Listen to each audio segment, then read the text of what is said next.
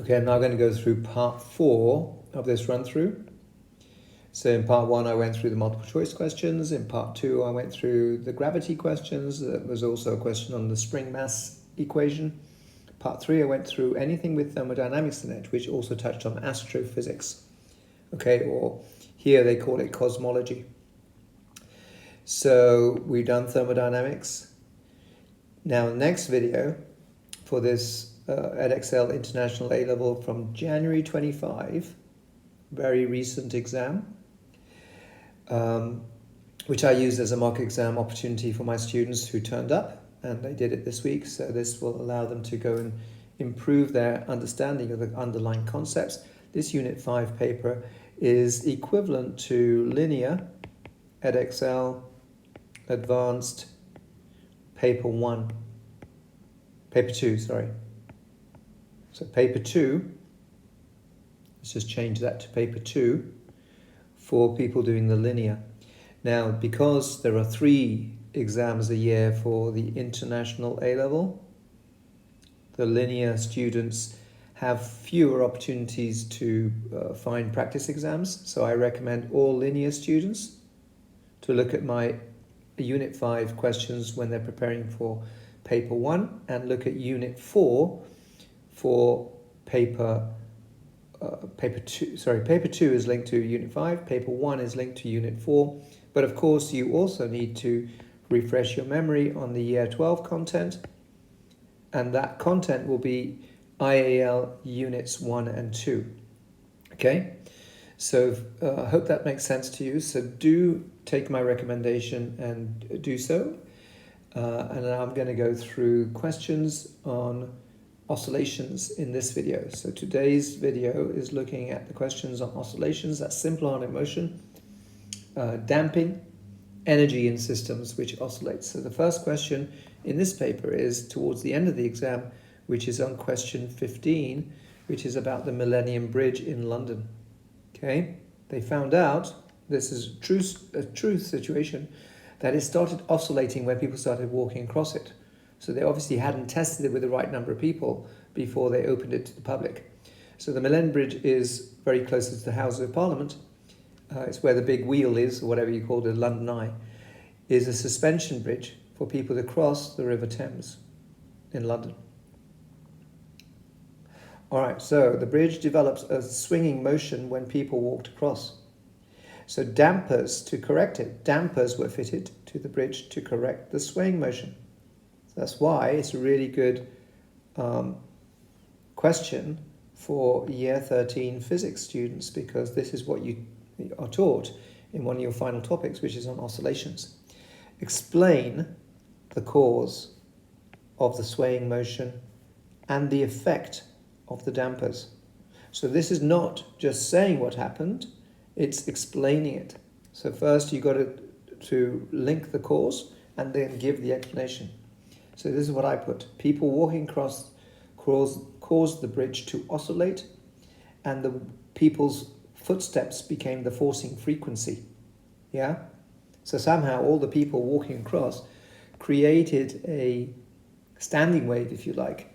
The total addition of all the people walking together, their oscillations creates the forcing frequency, which happened to match the natural frequency of the bridge. So this driving frequency of the people happened to equal the natural frequency of the bridge. Everything has a natural frequency.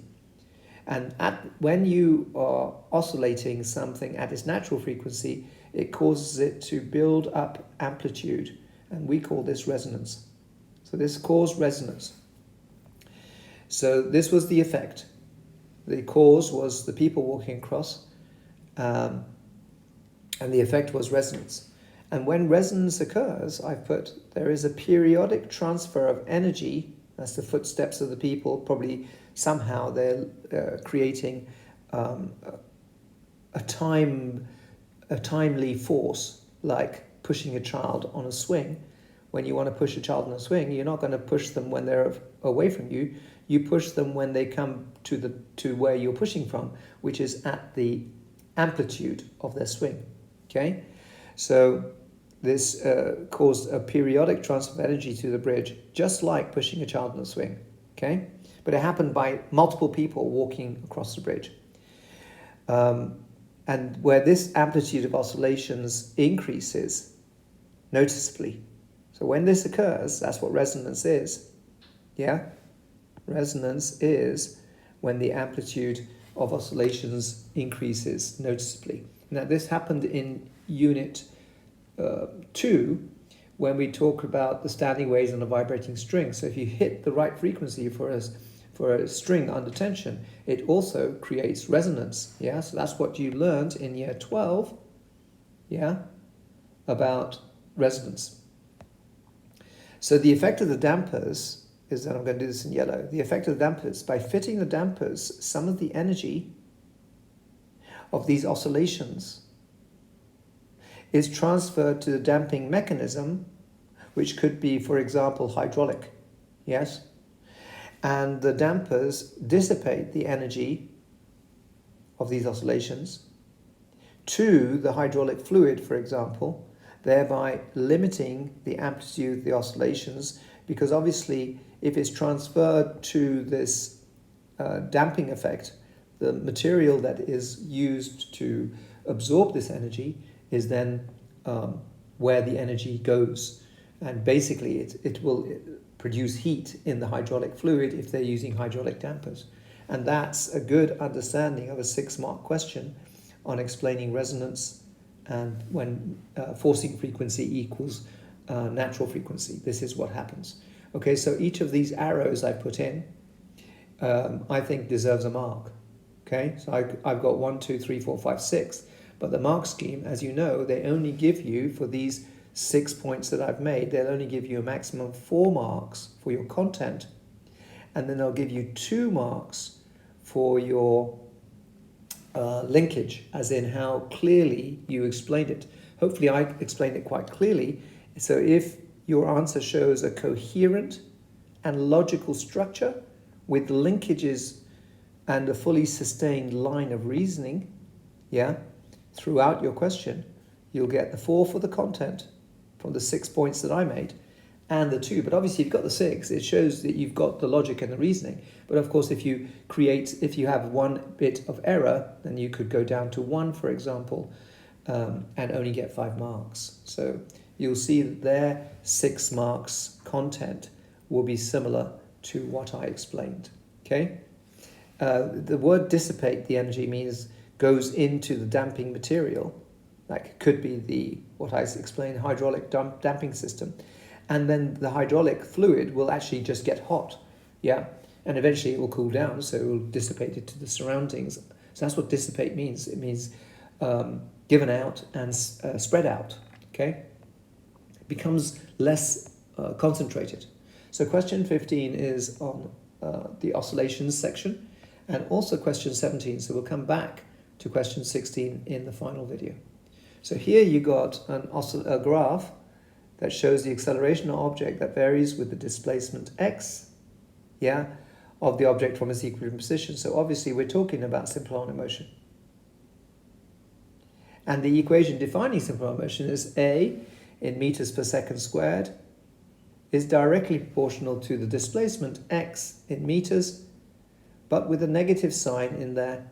So you should have a negative gradient, which they do. Okay? So you can see here I've worked out the gradient by just looking at the positive values of delta y and the amount of change in delta x to 0. The examiner, I think, has done it for the whole length of the line. I think mine is a more reasonable way of doing it, and obviously the gradient is constant. And I think my triangle is large enough, so my only concern would be that if I was a student and I'd done the half of the values provided, whether they'll give me the large triangle mark. And then once you do that, you can work out the gradient, yeah, by changing the delta, by dividing the delta y by the delta x, and you can see that it's going to give you a negative gradient, which goes back to the defining equation. So I'm explaining the question before I've read the question to you, okay? Because I think my videos are there to help you understand what simple harmonic motion is. Then it's your job to try and understand the question, okay? And to learn how to communicate with the examiner.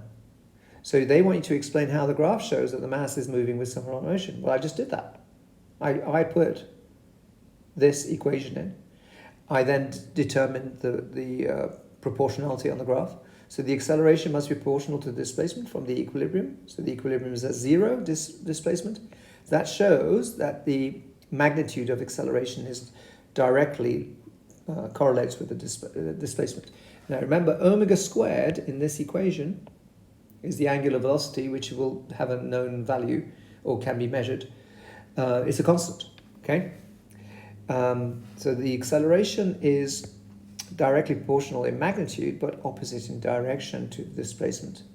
Because remember, these are vector quantities. Hence, it's a negative gradient correlation, yeah? And it must go through the origin. I would state that as well. So you get 1 mark for this bullet point and 1 mark for that bullet point to get the 2 marks for this question. Okay, but remember, if you think of something else like it must go through the origin, just make sure you prove to the examiner you know your stuff. Okay, that's where all your hard work, or as I tell my students, the donkey work comes in. It's where you get your marks back. You know all the details, you know what words to use, you know what the examiner's after, and you have to go through every single exam paper and go through every single mark scheme yourself. You don't need a teacher to be explaining it to you all the time. The teacher just gives you guidance. You've got to go and do the hard work.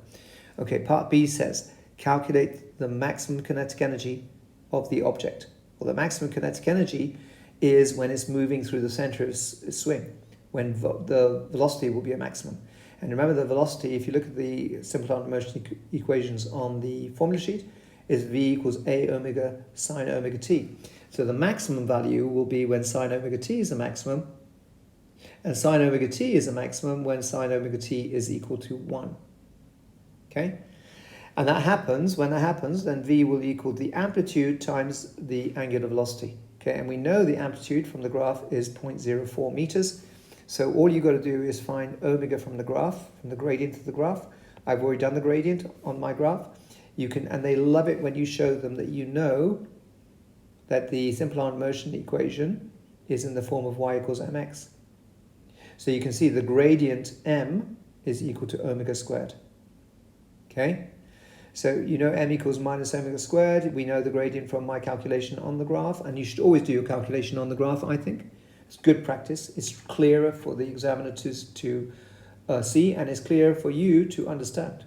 Okay, so once you square root the 17.5, yeah, remember the negatives will both be cancelled out. You get a radian per second, angular velocity 4.18 value. So then the V max is equal to maximum displacement, which is amplitude, A, times omega, which you just calculated from the gradient. Put them together, you get a maximum velocity of 0.167 meters per second squared. That's 3 significant figures, yeah. And then you put it into the kinetic energy equation, yeah, use the maximum value.